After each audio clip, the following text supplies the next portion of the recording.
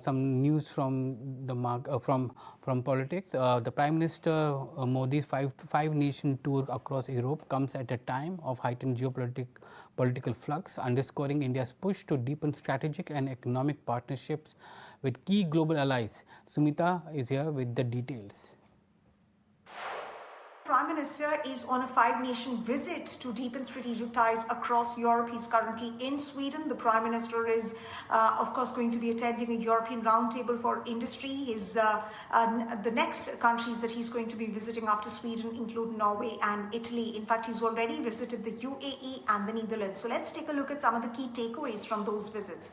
Well, the UAE he visited on 15th May. He held talks with the UAE President Mohammed bin Zayed Al Nahyan, and a strategic accord on strategic petroleum reserve was signed, along with defense partnership that was discussed. Among several pacts that was signed, the key one was related to LPG. There was also a pact related to ship repair cluster at Vladimir, and an investment worth $5 billion in Indian infrastructure was also announced as far as these bilateral talks are concerned.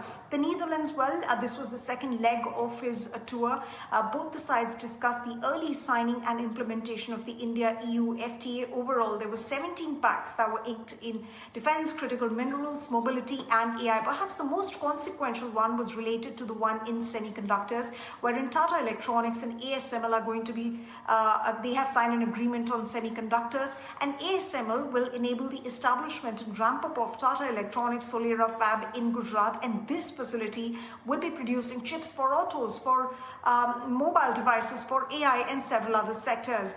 Then, aside of this important and crucial pact, there was an MOU on cooperation in critical minerals. There was a lot of focus on renewable energy as well. There was a roadmap on green hydrogen cooperation that was also signed. So, of course, all eyes are now on this particular leg of the Prime Minister's visit and the important pacts that will be signed, given the fact that it is coming in even as there is immense geopolitical disruption, and of course a realignment in supply chains also is being seen.